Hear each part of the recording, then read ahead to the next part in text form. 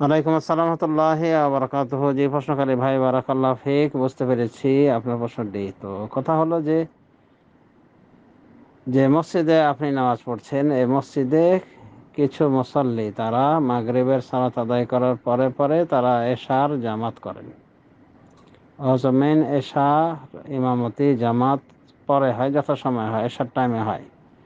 তো এইভাবে দ্বিতীয় জামাত করা যাবে কিনা, এবং কারণ দর্শিয়েছেন দ্বিতীয় জামাত করার পেছনে মানে মাগরিবের পরে পরে যে জামাত করে এদের কারণ হিসেবে বলেছেন যে ওখানে বর্তমান গরমকালীন রাতের সময় খুব কম হয়, যার ফলে তারা টাইম সেভ করার জন্য এমনটা করে। তো এইভাবে ঠিক কিনা তাদের, মানে এশার নামাজের সময় হওয়ার আগেই তারা যে জামা করে নামাজ পড়েছে ঠিক কিনা, অনুরূপভাবে একই মসজিদে এভাবে দুটি জামাত পরিচালিত হওয়া এলাও আছে কিনা ইসলামে। আলহামদুলিল্লাহ, ওয়াসসালাতু ওয়াসসালামু আলা রাসূলিল্লাহ নবিয়ানা মুহাম্মদ ওয়া আলা আলিহি ওয়া সাহবিহি আজমাইন। প্রথমত, যে মসজিদে নিয়মিত জামাত হয়, ইমাম রয়েছে ওই মসজিদে নির্ধারিত, এই জাতীয় মসজিদে দ্বিতীয় জামাত বিতর্কিত, মানে একই সালাতের, সেখানে ইমামের আগে আগে, ওই মেন জামাতের আগে আগে জামাত করা, এটা শরীয়তে এলাও নাই, যদিও তারা কোনো ওজরের কারণে করুক না কেন। তো এখানে ওজর বলতে যেটা বুঝতে পারলাম যে গরমকালীন বর্তমানে ওই ইউকে সহ সারা বিশ্বে একই ঘটনা, যে টাইম শর্ট হয়েছে, রাতের টাইম।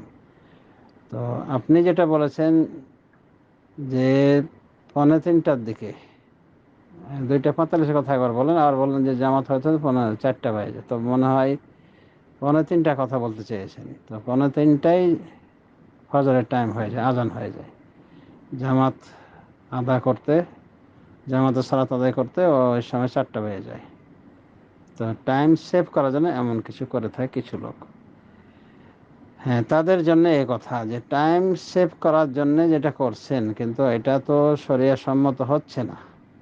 কারণ আল্লাহ রাব্বুল আলামিন বলছেন, ইন্নাস সালাতা কানাত আলাল মুমিনিনা কিতাবাম মাওকুতা, নিশ্চয় সালাত মুমিনদের উপরে ধার্যকৃত, সময়ের সাপেক্ষ ধার্যকৃত সালাত, মানে সময়ের ভিতর ফরজ করা হয়েছে।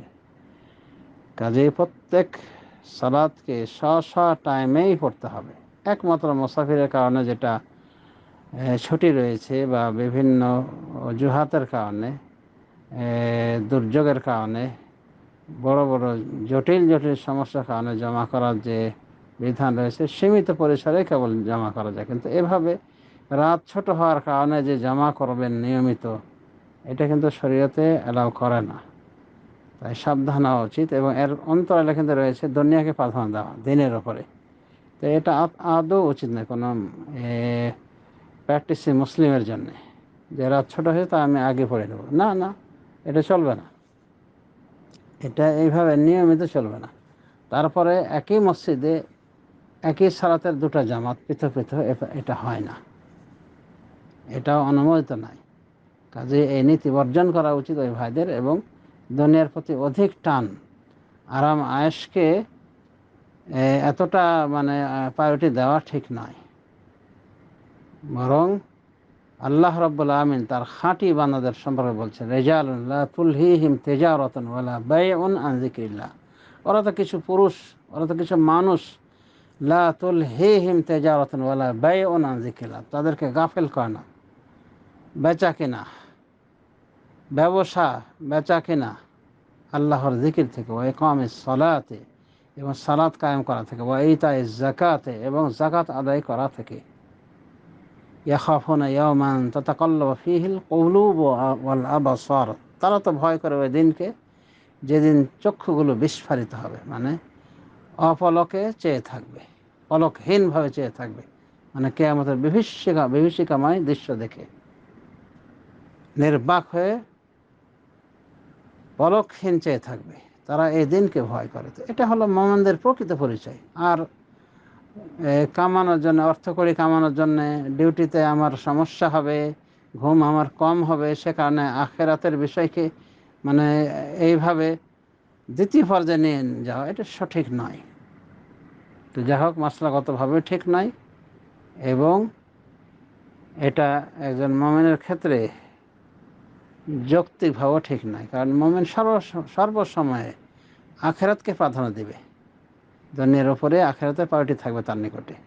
সেই হিসেবে এই রকম অবস্থান নেওয়া মোটেও উচিত নয়, বরং সালাতকে তার টাইমলি পড়তে হবে। যদি এসার টাইম না হয়ে থাকে, কি কোনো অধিকারে পড়বে তারা? সবসময় এভাবে পড়বে? এটা কে অনুমোদন করেছে? তো যাই হোক, এটা উচিত নয় এবং এতটাই দুনিয়ামুখী হওয়া সঠিক নয়। তাই আমার উপদেশ থাকবে যে এটা থেকে অতি দ্রুত সরে আসা উচিত। আর একান্ত যদি মাঝে মাঝে কেউ করে, তবু এইভাবে মসজিদে জামাতবদ্ধ হয়ে এমনটি করা উচিত নয়, বরং প্রয়োজনে বাড়িতে পড়ে নেবে বা যা কিছু করার এইভাবে জামাত করে, মানে মেন জামাতের পূর্বে, টাইমের পূর্বে যে এইভাবে জামাত হচ্ছে, এটা অবশ্যই গর্হিত কর্ম করে আরেকটি গর্হিত কর্ম। তো আমার পক্ষ থেকে ওসিয়ত উপদেশ থাকবে যে এতটাই দুনিয়ামুখী হওয়া উচিত নয় এবং সালাতকে তার সঠিক টাইমে আদায় করার চেষ্টা করবেন। আমিও তো কুয়েতে আছি, এখানে কতটুকু টাইম থাকে? আমি অনেক সময় রাত 12টার পরে আমি করি, ঘুমাতে যাই, একটা বেজে যাওয়ার সময়। যাই হোক, এটা ঠিক না বেঠিক সেটা পরবর্তী বিষয়, কিন্তু নামাজে তো আমি ত্রুটি করি না, নামাজে তো ঠিকই আমি হাজিরা দিচ্ছি।